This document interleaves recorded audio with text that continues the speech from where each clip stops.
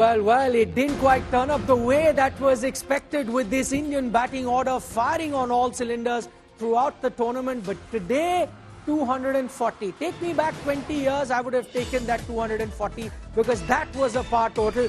Not quite in the kind of ODI cricket that we see in this time. And especially with the Indian team, with the kind of batting that they've been doing in this tournament, this many would say is a below par total. 50s from Virat Kohli and Rahul is what propelled India past 200. Your star batter in Rohit Sharma did give you that impetus at the beginning, just as he had been doing throughout this tournament. 47, but was that shot needed? That's something that we're going to discuss in the next half an hour.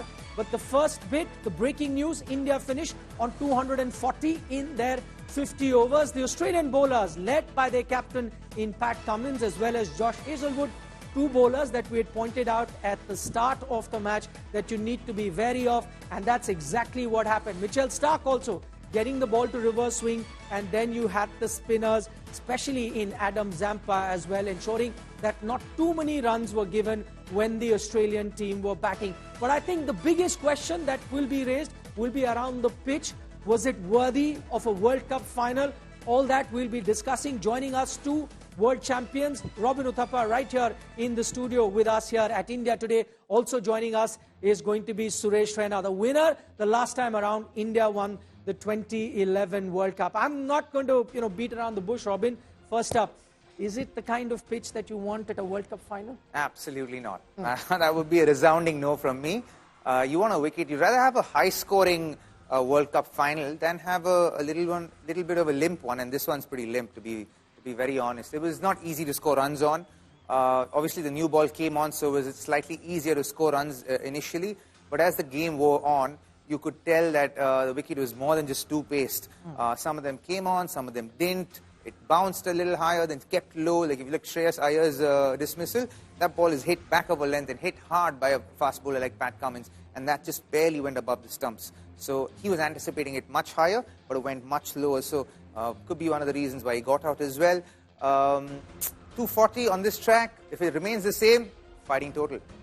But the big question mark is now going to be around the dew as well, right? The dew factor. Robin, we've spoken about the dew throughout this tournament. On a lot of occasions, it's not come. We've been fearing the dew, it's not come. You expect the same thing to happen, at least for India's sake. Fingers crossed.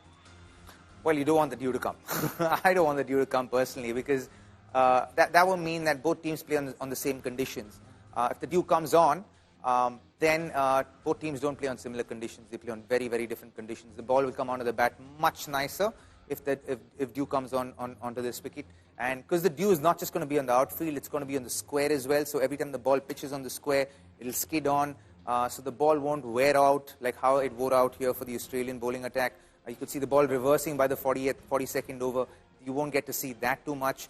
And that's going to impede the Indian bowlers from performing to their best or capitalizing on the conditions to the best of their ability. Okay, because dew is going to play a major role, and we'll speak to Robin a little bit more on that. He'll try and explain to us why is it that the conditions change so drastically when the dew comes, and why will it be so different while you are batting first, and why will it change when you are chasing. But for the moment, to get you the ground reality, let's take you live to Ahmedabad. Our correspondent Rahul Rawat is joining us from there. Rahul, I know you're out at the stadium, but do you have an idea, is the dew setting in? Because you get to know, in and around that playing area while you've been there at the ground.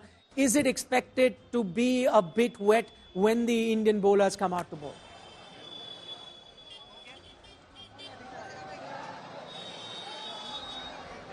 Well, Nikhil, as far as dew is concerned, nobody is absolutely sure about it. Rahul Dravid has mentioned it in the past. Yesterday, even Rohit Sharma mentioned that in Mumbai, what happened on the training day, a day before the match began, there was dew, but on the match day, there was no dew. And same thing happened during that game against Pakistan as well.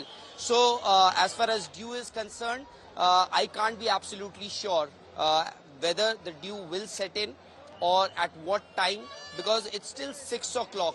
So even if there has to be dew, it won't come before 7:30. So you still have an hour and a half. But I've got with me, if you see the people, the public, well, they are very enthusiastic. They are very optimistic. In fact, I was just discussing what can happen from here on. You know, it's just 240 on the board. But remember, only Netherlands and India. These are the only two teams that have managed to restrict the opposition, or they have managed to defend a total less than this. Against England, India defended 229. What they need is early wickets from the Indian pacers, and so far they've been very good with that. I'll just get some reactions from these people out here.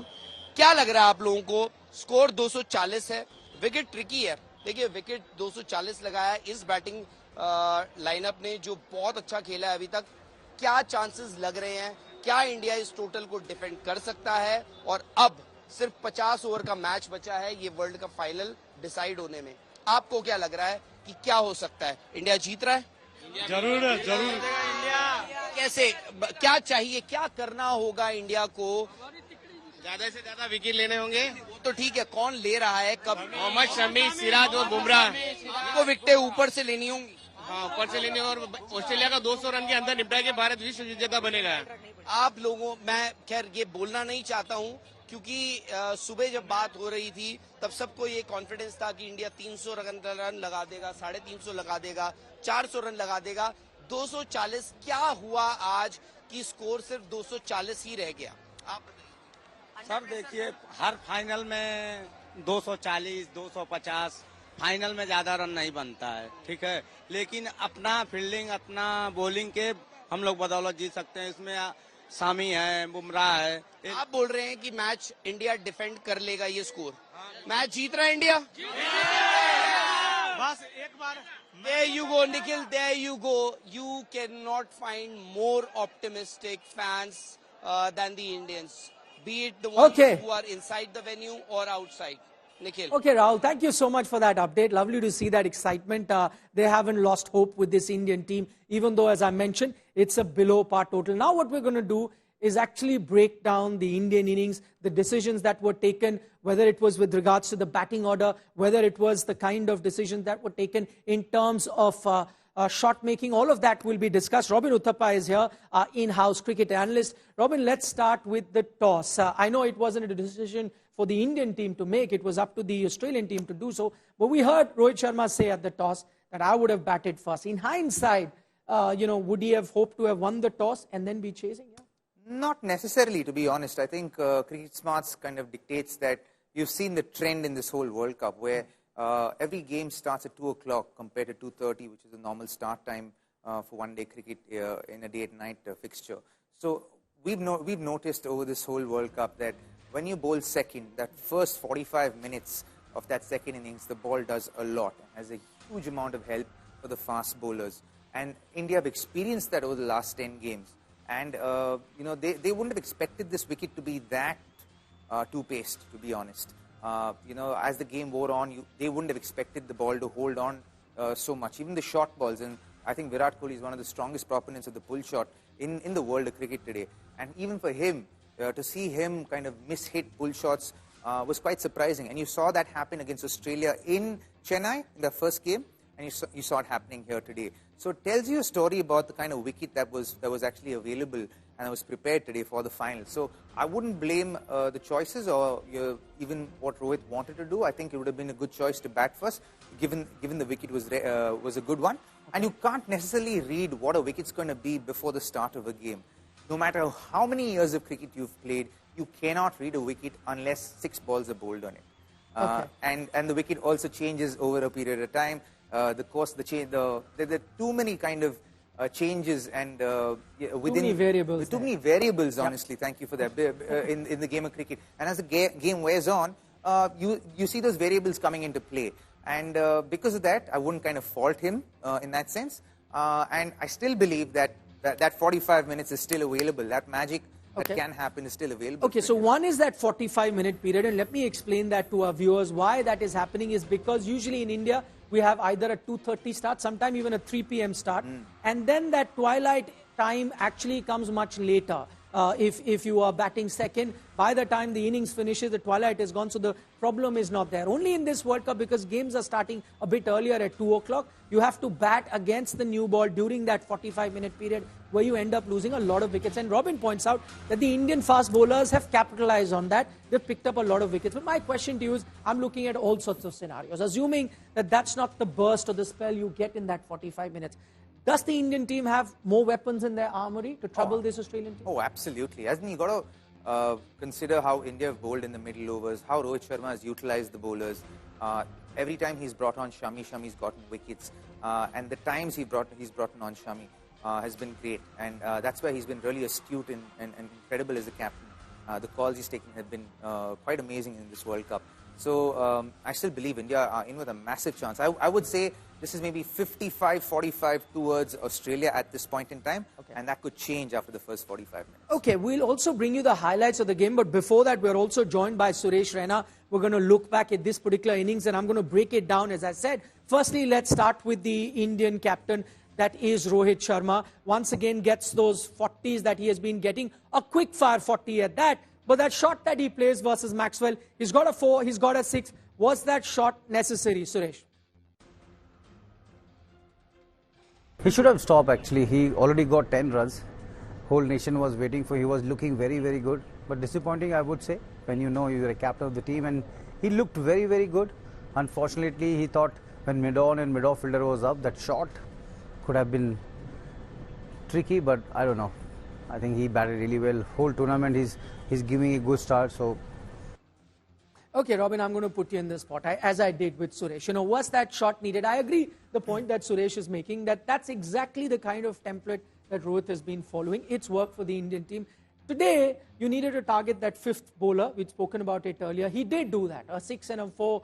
Maybe a bit more judicious at that time? Oh, absolutely. I think that's why hindsight is such a blessing, isn't it?